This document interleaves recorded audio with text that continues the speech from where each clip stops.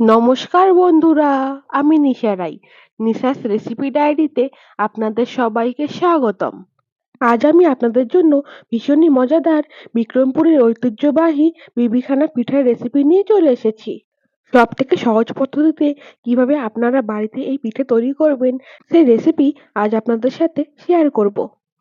আমি যে পদ্ধতি অনুসরণ করে আজ এই পিঠে তৈরি করেছি, সেই পদ্ধতি অনুসরণ করে আপনারা যদি পিঠে তৈরি করেন, আপনাদের পিঠেও হবে নরম তুলতুলে, একেবারে মুখে দেওয়া মাত্রই মিলিয়ে যাবে।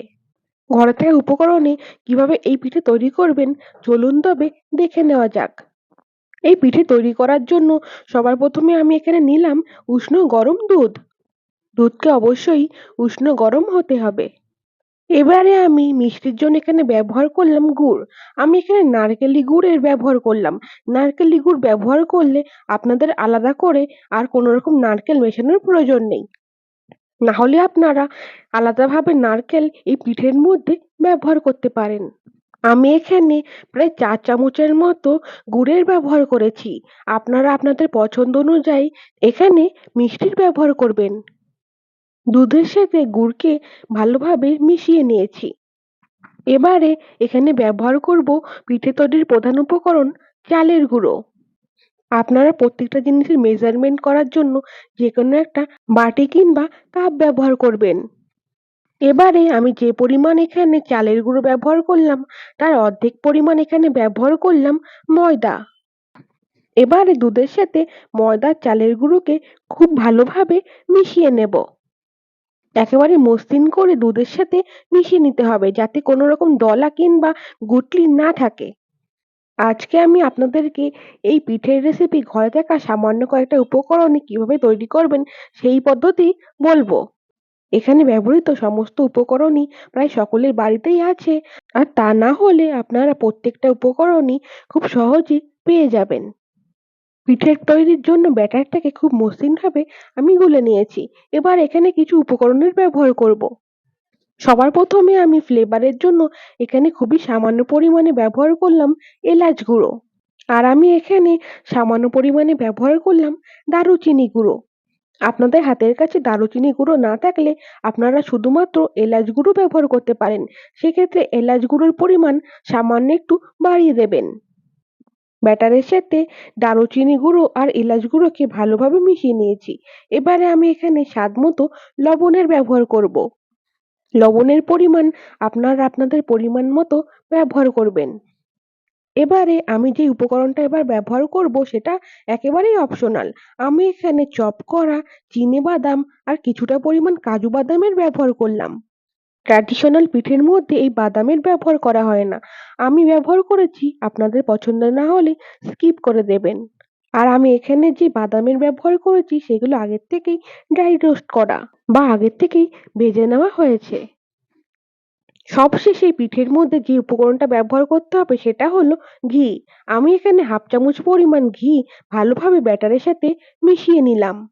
ঘিয়ের সুন্দর একটা গন্ধ এই পিঠের স্বাদকে কিন্তু আরো খানিকটা বাড়িয়ে তুলবে।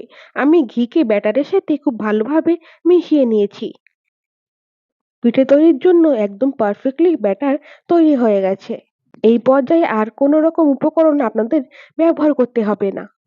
এবারে আমি ঢাকা দিয়ে প্রায় ১ ঘন্টার জন্য ব্যাটারটাকে সেট হতে দেব।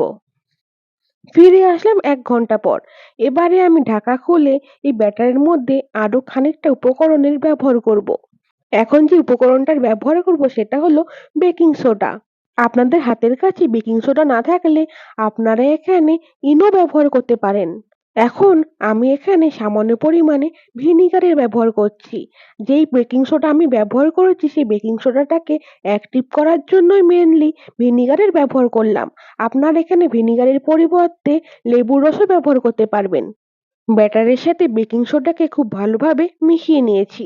ব্যাটারের কনসিস্টেন্সি ঠিক এইরকম থাকবে। খুব বেশি ঘনও না, আবার খুব বেশি পাতলাও না, একেবারে মিডিয়াম। এবারে পিঠের এই ব্যাটারটাকে সেট করার জন্য আমি আরেকটা পাত্র নিয়ে নিয়েছি। আর আমি হাফ চামচের মতো ঘি এই পাত্রের মধ্যে দিয়ে ভালোভাবে চারিপাশে লাগিয়ে নেব। এই ঘি ব্রাশ করে নেওয়ার কারণে কিন্তু পিঠে যখন পারফেক্ট ভাবে কুক হয়ে যাবে তখন মোল্ড থেকে আপনা আপনি ডিমোল্ড হয়ে যাবে। রেসিপিটা ভালো লাগলে অবশ্যই একটা লাইক করে দেবেন। আপনাদের কোন কোন পিঠে প্রিয় আমাকে কমেন্ট করে জানাতে ভুলবেন না যেন। পাত্রের গায়ে ভালোভাবে ঘি ব্রাশ করা হয়ে গেছে। এবারে আগে থেকে যে আমি ব্যাটারটাকে রেডি করে রেখেছি সেই ব্যাটারটাকে এই পাত্রের মধ্যে ঢেলে দেবো। দেখলেন তো কত সহজে পিঠের এই ব্যাটারটা রেডি হয়ে গেল। সমস্ত ব্যাটারটাকে আমি পাত্রের মধ্যে ঢেলে দিয়েছি। এবার একটু ট্যাপ করে দেবো যাতে ভেতরে কোনো এয়ার বাবলস থাকলে সেটা বাইরে বেরিয়ে আসবে। এবারে কুক করে নেওয়ার পালা। তাই আমি গ্যাস ওভেনের মধ্যে একটা তাওয়া বসিয়ে দিয়েছি আর তার উপরে একটা স্ট্যান্ড বসিয়ে দিলাম।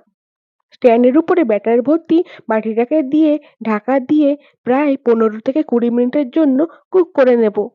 এই পর্যায়ে গ্যাসের ফ্লেম মিডিয়ামে রাখতে হবে। যতক্ষণে পিঠেটা ভালোভাবে কুক হচ্ছে চলুন ততক্ষণে আমার আগের রেসিপির লেটেস্ট কমেন্টগুলো দেখে নেওয়া যাক। সূর্য ঘোষ কমেন্ট করেছে, নাইস। দীপিকা ফদিকার কমেন্ট করেছে, নাইস রেসিপি ফ্রেন্ড। নূর মাস্টার ফার্মিং কমেন্ট করেছে, আপনার ভিডিওর কোয়ালিটি অন্যরকম সুন্দর, আমার ভালোবাসা নিবেন প্রিয়। এত সুন্দর সুন্দর কমেন্ট করার জন্য আর আমার এইভাবে পাশে থাকার জন্য আমার তরফ থেকে আপনাদের জন্য অসংখ্য ভালোবাসা রইল। প্রায় 15 থেকে 20 মিনিট মিডিয়াম ফ্লেমে পিঠেটাকে কুক করে নেওয়ার পর এখন একটু চেক করে দেখে নেব পিঠেটা একদম পারফেক্টলি কুক হয়েছে কিনা। তাই আমি একটা টুথপিক দিয়ে একটুখানি চেক করে দেখে নিলাম। টুথপিকটা একেবারে ক্লিন এসেছে। তার মানে পিঠেটা ভেতর থেকেও একদম পারফেক্ট ভাবে কুক হয়ে গেছে। মোল্ড ভালোভাবে ঠান্ডা হয়ে যাওয়ার পর আমি ডিমোল্ড করে নিলাম। এখন আপনাদেরকে একটুখানি কেটেও দেখাচ্ছি যে পিঠেটা ভেতর থেকেও কিরকম দেখতে হয়েছে আর কতটা নরম আর তুলতুলে হয়েছে। আপনাদেরকে একটু তুলেও দেখাচ্ছি, দেখুন কতটা স্পঞ্জের মতো নরম। তবে আর দেরি না করে এই শীত যাওয়ার আগে অন্তত একবার এইভাবে বাড়িতে এই পিঠে তৈরি করে খেয়ে দেখুন। আজকের মতো রেসিপিটা এই পর্যন্ত। দেখা হচ্ছে পরবর্তী কোনো রেসিপিতে। ততক্ষণের জন্য সকলে ভালো থাকবেন, সুস্থ থাকবেন। ধন্যবাদ।